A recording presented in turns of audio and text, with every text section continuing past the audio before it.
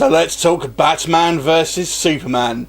Now this review is going to be a little different from the majority of reviews that I do. I'm not going to just discuss the plot at all, and I'm going to talk about something a little bit different with it as well, because there's literally 1,000,001 reviews already for this movie, and rather than kind of rehash some of the stuff you've probably seen, I want to talk a little bit about the critical reception it's getting, particularly that on Rotten Tomatoes, which you don't know basically is a kind of a website that basically puts together reviews from all other kind of sources and kind of makes one definitive score.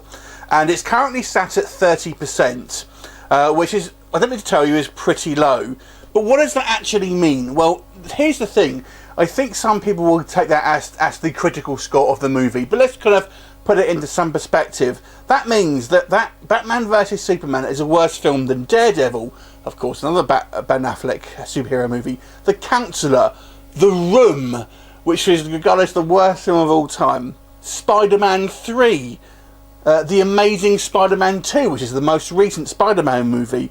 He reckons it's worse than X-Men The Last Stand, and they reckon it's worse than X-Men Wolverines, among other films that regard as a pile of dump.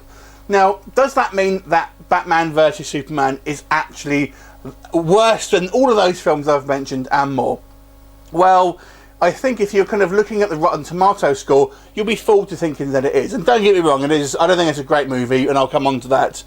But I feel it's a little unfair. I feel people don't quite know what the Rotten Tomatoes score is. So basically, like I said, that isn't the be-all and end-all site that has a kind of de facto say about what it is. That basically site, it aggregates all other kind of scores basically from other kind of reviewers and kind of like culminates them into that one score. But the thing is that on a big film like Batman vs Superman, you're getting every single critic out there reviewing this kind of film, and you look at some of these other films, for example, and you'll get a fraction of the critics actually reviewing these films, but it doesn't kind of reflect that, unfortunately. So you pretty much get every critic who may not potentially look at these type of movies and kind of just obviously turn their nose up because it's kind of a big budget Hollywood blockbuster. So I wouldn't necessarily take the Rotten Tomato of which it is at 30% at the moment as the kind of de facto score. I think if you were to listen to some of the negative reviews, particularly those of either sort of comic book based websites or more blockbustery type places, you probably get a better indication of maybe what you would expect from this film if you haven't already given so. But I think the Rotten Tomatoes score is a little unfair, to be honest with you, and people don't realise quite how that kind of site works. So that's kind of my thoughts on Rotten Tomatoes. So don't necessarily take it too much, for a gospel, so to speak. But I do want to kind of address some of the issues that I had with the movie. Now, I'm not going to rehash a load of stuff that that's been said in other reviews. I will kind of touch on some of it, just to kind of go through some of the stuff that has been mentioned in other channels. So yes, the characters lack motivation, the editing is poor, the writing is poor. It drags in places, some of the dialogue is bad, and certain things are certainly shoehorned into this movie. All of that has been kind of covered on a variety of different channels and websites. But I want to kind of maybe dig a little deeper and talk about some of the characters in a little bit more of a kind of a geeky way than some of these kind of sites. And there's a few criticisms I've had that, I'll be honest with you, I've not heard. And I want to kind of address one of the positives, which I think is actually a false positive, to be quite honest with you, to a certain degree. And that, namely, is Batman. So Ben Affleck's Batman has been hailed as the one kind of saving grace for this movie, and they think, oh, he's the one kind of like the pure shining light of this movie, and I'm going to disagree with that, but let me explain why. So I actually don't think Ben Affleck did a bad job in the role. I think he acted to the best of his ability. I think he looks the part. I think his fight scenes are all cool. So on the surface of it, you can say, yeah, he's a great Batman. But does he fit the character? Well, no, I don't think he does. Far more than pretty much any other Batman that we've seen in recent years. So what do I mean by that? So Batman is meant to be this kind of like amazing detective. In this film, he is the world's worst detective. he is easily manipulated by both Lex Luthor and Wonder Woman to a certain degree, and really kind of is duped by a somewhat simple plan, to be honest with you. So that's not the characteristics of the world's greatest detective. He's hot-headed and impulsive. That isn't Batman. Batman is a meticulous, level-headed kind of guy who doesn't kind of give in to his kind of emotions. He's pretty much described as, on the surface of it, very kind of emotionless. Now, he does have this kind of seething rage beneath him, but he kind of keeps it in check, and he's not, it doesn't really come out to the surface of it. But in this movie, he is just basically like a bull in a china shop, kind of just going around smashing the heads in of anything that comes in his path, like a rage-filled machine. And you can, I think, if you had already established this Batman, and we got to the point where we established him as this meticulous detective and kind of this very kind of almost robotic kind of avenger. I don't mean that in a bad way, but then you had instances that kind of sends him over the edge. Then I would say that's fair play, but this is our first introduction to Batman, and I think it's misleading. And the other thing is, of course, is probably the one that most people have already talked about, that Batman is killed in this movie without hesitation. Now, Batman in particular has a very kind of hard stance against guns. Now, I know in the very early issues of Batman, he did use guns, but once he became a more established character in popular mythology, Batman is very anti-guns. And we're not talking grappling guns and stuff like that, because obviously that is what has killed his parents, and that's kind of what he doesn't want to kind of go into. So to see him, use guns in this film, to see him basically blow people up and kill a good many people without really ever kind of even showing any type of regret or remorse for it, is against the character. Now, I think people look at Batman and just say, oh yeah, he looks good, there's good action scenes and blah blah, therefore he's a good Batman. No, that doesn't make a good Batman. A stuntman can do that. What makes a good Batman is basically adhering to this character. I mean, you can tell he's doing his own interpretation. Well, then that isn't Batman, then, is it? To be honest, that's a different version. That's like someone else. Batman is defined by certain characteristics. That is the character. So to kind of just throw that away and kind of have completely different ideals, to me that isn't Batman. Like I said, I think he looks the part. I think Ben Affleck does a good enough job of doing the acting. I think he makes it a good Bruce Wayne. I'll kind of concede there. But to me, I have some serious problems with the Batman character himself, which I haven't really seen addressed anywhere else. So I'd be interested to see what anyone else thinks about that. If you are a proper Batman fan, you'll kind of know what I'm talking about. A casual fan may not really care about these kind of character traits, but this is called Geek Legion of Doom, so there you go. Anyway, we'll kind of move on to another bugbear, Lois Lane. My God, how many times does she need to get saved in this film?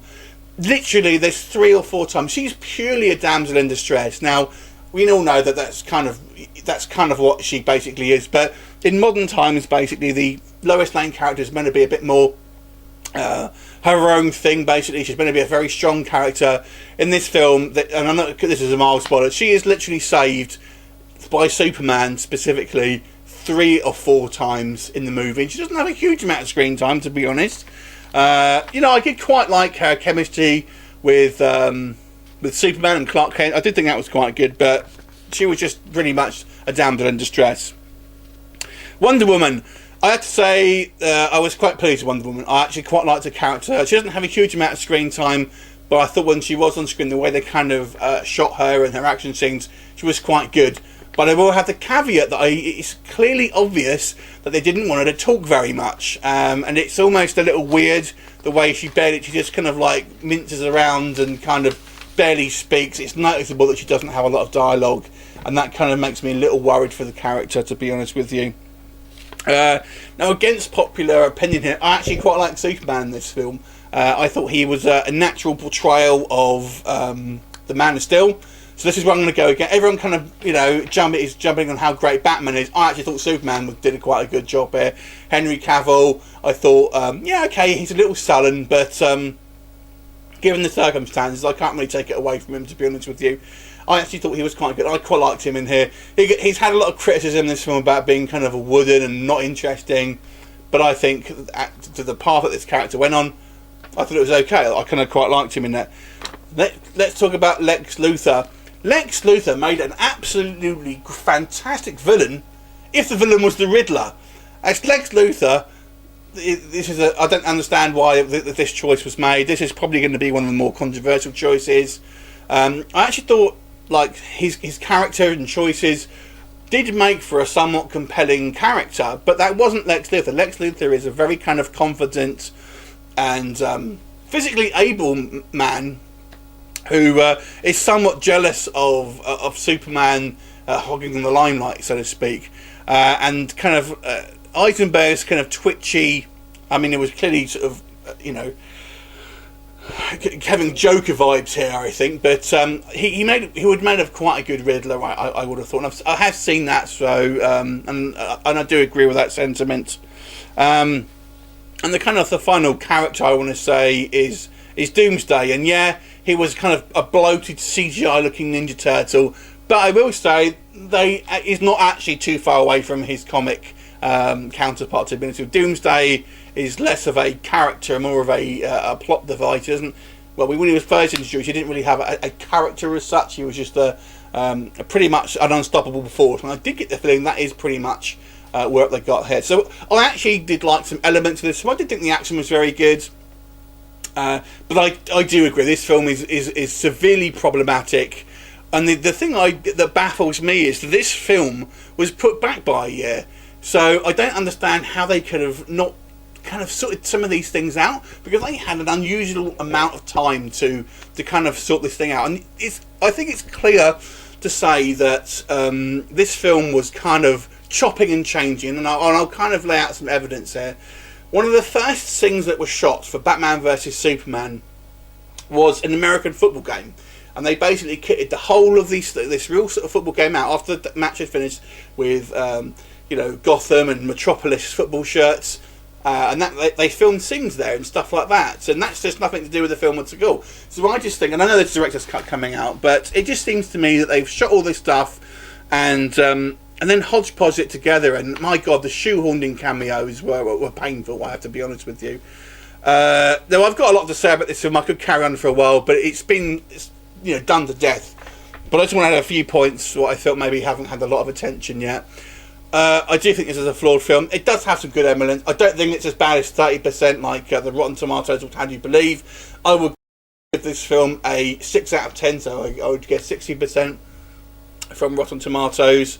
I think this is one of these films where people over time will like it less and less, however.